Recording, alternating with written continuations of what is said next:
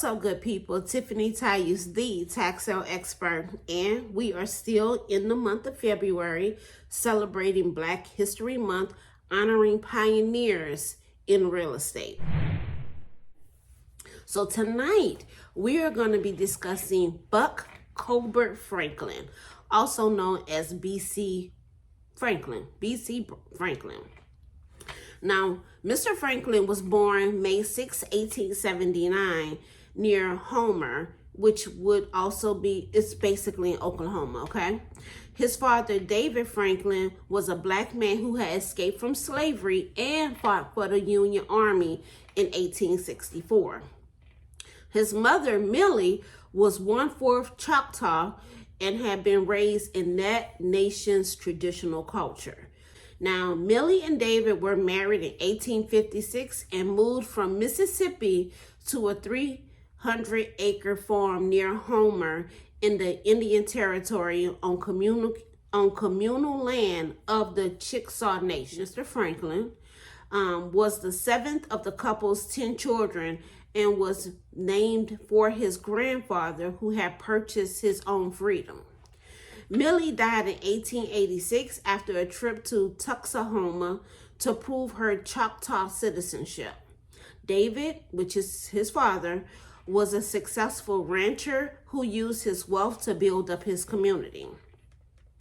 Now, Mr. Franklin's childhood was shaped by his chores on the ranch, and by the age of 11, he could ride horses, hunt deer, and cook for his family.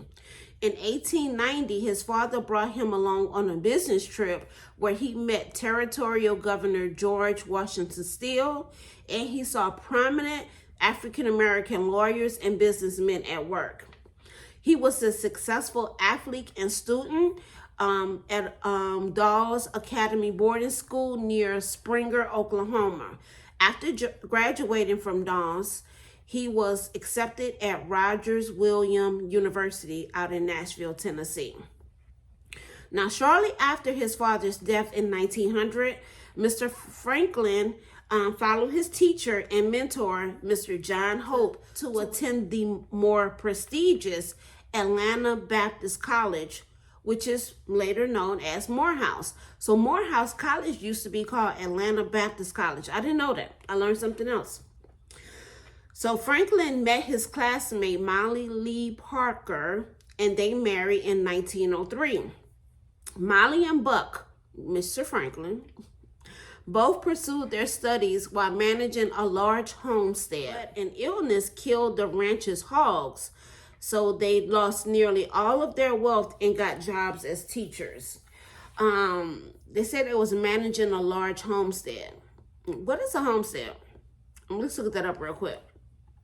I know what a homestead exemption is, but what exactly is a homestead? Let's see. Okay. A homestead is a house and the surrounding land that a family owns and uses as their primary residence. It can also refer to a large estate created for the purpose of taking advantage of a homestead exemption. So let's go back to the story about Mr. Franklin. Him and his wife were managing a large homestead, so their home and all the land around it. But when an illness killed the ranch's hogs, they lost nearly all of their wealth and got jobs as teachers. Now, the young couple, Mr. Franklin and his wife, settled on a smaller homestead in Ardmore, Oklahoma. While working as a teacher, Mr. Franklin apprenticed with black lawyers in Ardmore and studied to become a lawyer through a correspondence course from the Sprague School of Law in Detroit. He was admitted to the Oklahoma bar in 1907. He practiced law in Ardmore and then in 1912 moved the family to the African-American town Rantisville, Oklahoma. I hope I'm pronouncing that correctly. Franklin published a newspaper and served as a postmaster general for the town. Much of his illegal work involved defending the land and mineral rights of the Native American and freedmen communities. Do you guys know what mineral rights are? Did you know you can purchase mineral rights? People sell mineral rights. Some people don't even tell you anything about mineral rights. Mineral rights are the legal right to extract minerals from beneath a property. That the property that my home sits on right here, the dirt, there's minerals in there that is very valuable. You understand? And in some areas within the United States, they sell only mineral rights to you. So someone can own a home and I can purchase the mineral rights that your home is sitting on. And what are the mineral rights? It could be oil, natural gas, coal, gold, and salt. Okay? So in some areas, they will actually sell you the home plus including the mineral rights. Some places, they ain't even tell you nothing about the mineral rights. You don't know a thing about it, but mineral rights. So I hope you learned something new today about some mineral rights, okay? But you can purchase mineral rights. And when you're purchasing a home, ask for the mineral rights to be included, okay? So this is what he did. Much of his legal work involved defending the land and mineral rights of the Native American and freedmen communities. Franklin moved to Tulsa in early 1921, leaving his wife and youngest children behind until he could save a nest egg of money. He established a law practice with I.H. Spears and T.O. Chappell at 107.5 North Greenwood Avenue in the successful Greenwood district, referred to as Black Wall Street. He survived 3 days of violence led by white mobs, now known as the Tulsa Race Massacre.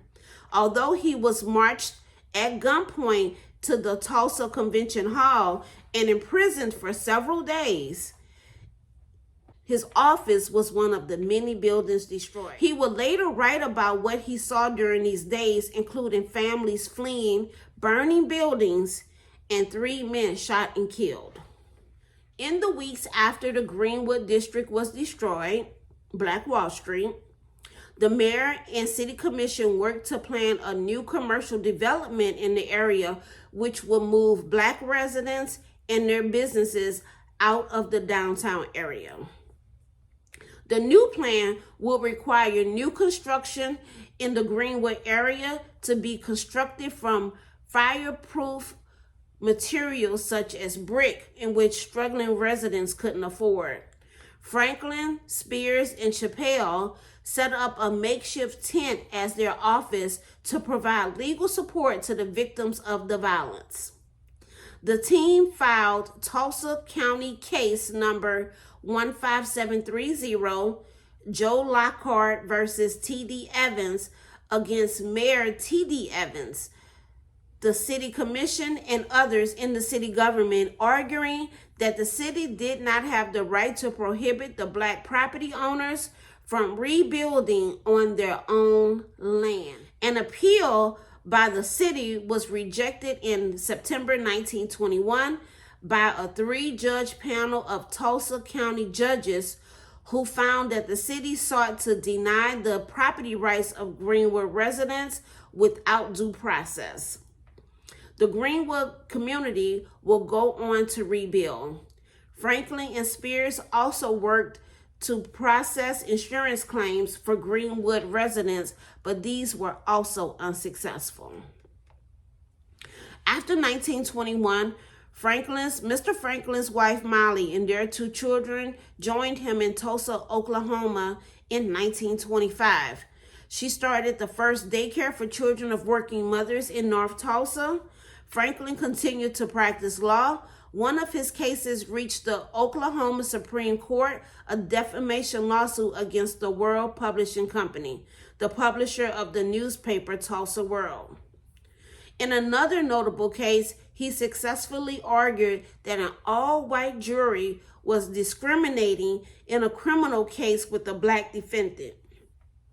He became a senior member of the Oklahoma Bar Association in 1959. After Mr. Franklin suffered a stroke in 1956, which paralyzed the right side of his body, he endeavored to finish an autobiography which, with the help of his son John Hope. He died in Tulsa on September 24th, 1960. Okay, y'all, look. Franklin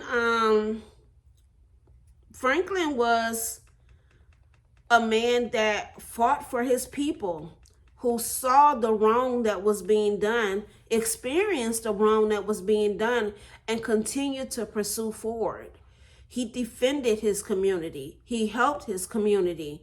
And he understood that someone has to stand up and say, right is right and wrong is wrong all day long. You feel me? Now, even though this particular case is one of those cases that goes down in history, and a lot of stuff was against us, even with the ownership, it was still taken from us. You understand? But I would rather stand for something, stand for what I own, instead of not owning anything at all. When are you going to make the decision to be the one who stands for your family? The one who's going to change the narrative for your family? Who's going to make history for their family? It starts with you. Are you going to be the one that's going to take ownership? That's going to understand that you have to start your legacy now. And that's why we have Scale Your Ownership. It's time to start controlling your assets and leveraging this equity. Join the Scale community today, good people, so you can get yourself some real estate. Let's scale.